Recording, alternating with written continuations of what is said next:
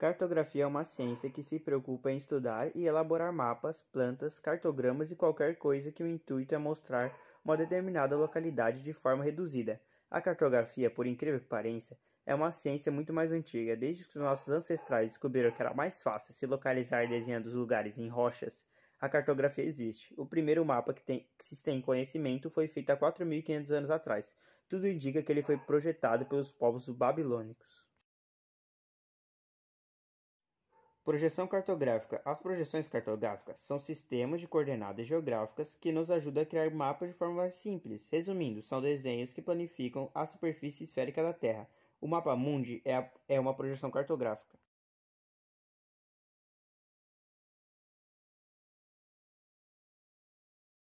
Projeção cilíndrica. A projeção cilíndrica é o tipo de projeção mais usada. Consiste em você pegar o globo e envolver ela no papel em forma de cilindro, assim deixando o mapa plano. É assim que é feito o mapa mundi. Projeção cônica. Usa-se da mesma técnica da projeção cilíndrica, mas em vez de envolver em forma cilíndrica, você irá envolver em forma cônica. Pronto.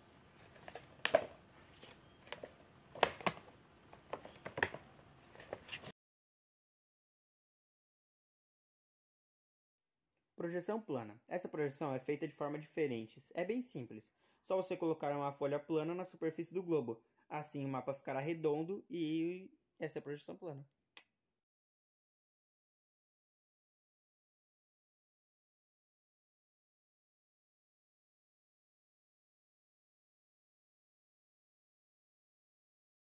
Escala geográfica é usada para representar qual seria o tamanho real de um ponto ao outro no mapa.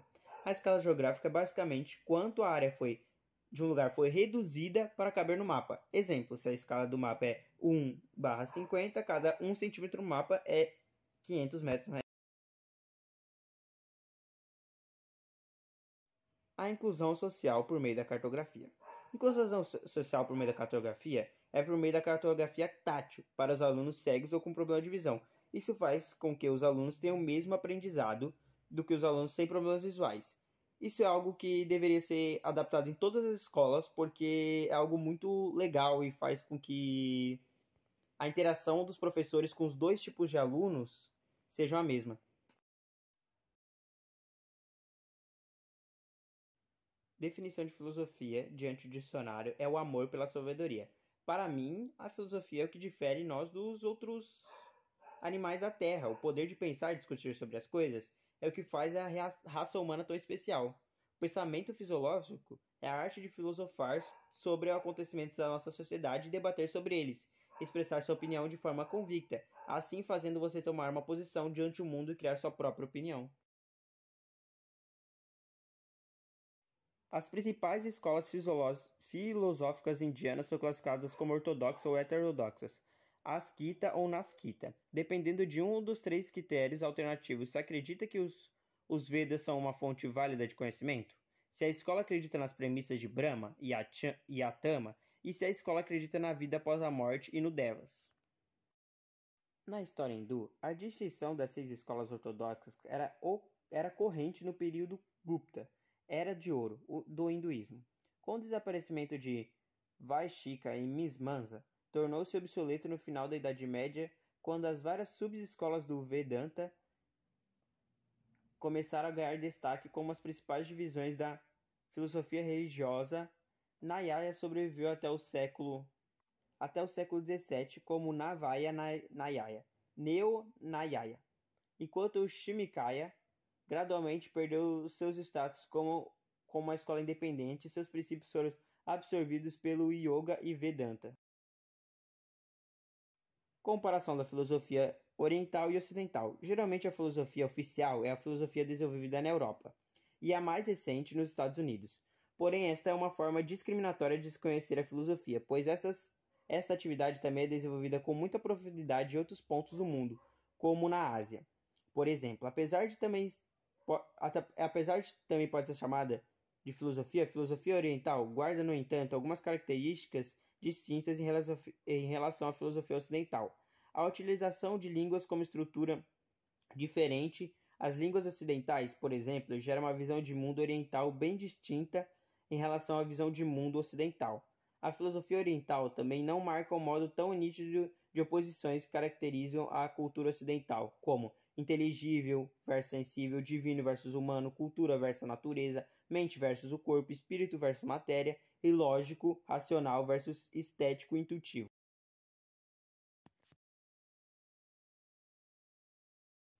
Filosofia egípcia. Hoje há algum debate sobre a filosofia do Egito Antigo, seu verdadeiro escopo e natureza.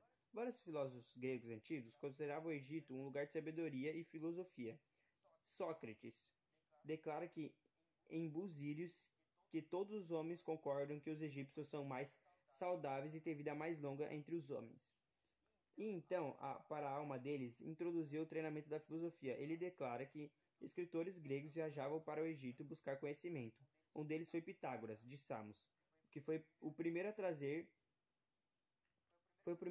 aos gregos toda a filosofia, segundo Sócrates. Eles e outras fontes defendem a ascendência da sabedoria egípcia. Filósofos como Platão teriam estudado no Egito conceitos como e Platão afirma em Fedro que o Tote egípcio inventou números e aritmética, e o mais importante de tudo, as letras. No Timeu de Platão, Sócrates cita os sábios egípcios antigos quando o legislador Solon vai ao Egito para aprender. O Solon, vós gregos sois sempre crianças, sois jovens em alma cada um de vós. Pois aí não possuis uma única crença antiga e derivada da antiga tradição, nenhuma ciência que seja tão antiga como a era.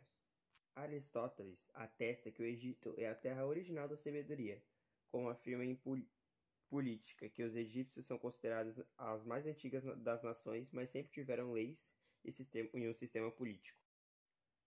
No aspecto de conduta moral e sentido cósmico, característica do pensamento egípcio o conceito de mágica, que engloba significa retidão, verdade e ordem.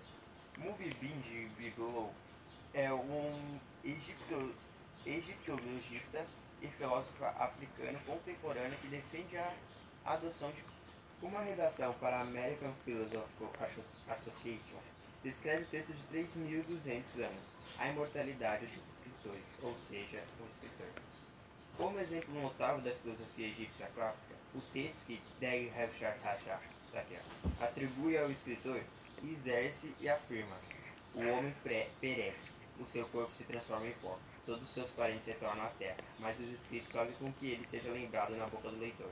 Um livro é mais eficaz do que uma casa bem construída ou uma capela tumba, melhor que uma vila estabelecida ou uma estrela no céu. Deram um quadro para escrever com seu filho obediente. Os ensinamentos são os mausoléus, a caneta de junco, seu filho, a pedra de polir da sua esposa, grandes e pequenos são eles dados como seus filhos, pois o escritor é chefe. Herbert Jordan escreve: em 2018, estão em andamento projetos para traduzir pela primeira vez vários textos egípcios antigos. No entanto, já temos uma grande variedade de gêneros para escolher a fim de estudar os manuscritos de uma perspectiva filosófica. As muitas máximas em um ensinamento de Ptahotep, o manuscrito mais antigo preservado desse vizir da quinta dinastia, são do século XIX a.C., no qual ele também argumenta que deve seguir seu coração. Instrução de Ani, escrito por um humilde escriba da classe média no século XIII a.C., que dá conselhos a um homem comum, sátira dos ofícios de Queti, que tenta convencer seu filho Pepe a amar livros mais do que sua mãe, pois não há nada na terra como ser um escriba, a obra-prima, a disputa entre um homem e seu Ba, do século XIX a.C., na qual um homem lamenta a miséria da vida, enquanto seu Ba, personalidade barra alma, responde que a vida é boa e que ele deveria, ao invés de ponderar a vida, pois um enterro é que é miserável, discutido recentemente por Peter Adamson e Chick Javers, em sua série de podcast Africana Philosophy. Ou podemos ler Amenemhat, ativo em 1170 a 1140 a.C., o primeiro intelectual da cidade de escritores Deir Almeida.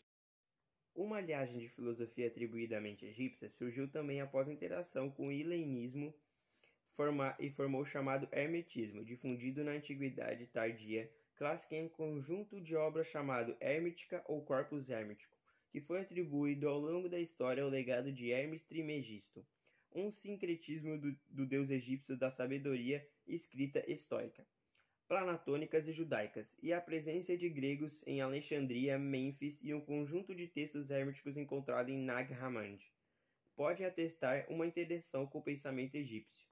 Manetão, historiador egípcio, já havia atribuído a existência de livros de sabedoria a Tote, e filósofos posteriores como Plutarco e Jambílico discorreram sobre a sabedoria de livros egípcios.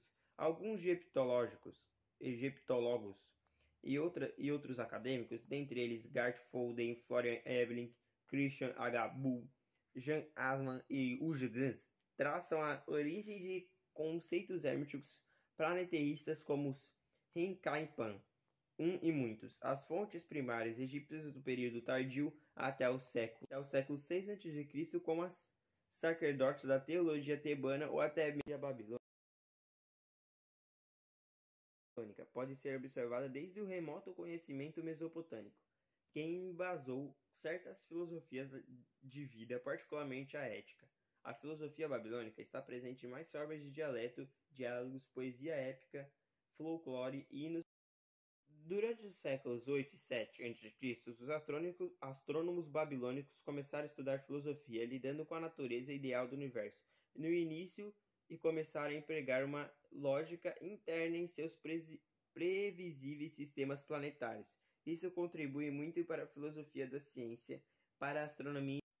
É bem provável que a filosofia babilônica só tenha sido influenciada na Grécia, particularmente a filosofia helenística. O texto babilônico Diálogo do Pessimismo contém similaridades com o pensamento agnóstico dos sofistas e os Diálogos de Platão, bem como percursos do método socrático desenvolvido por Sócrates.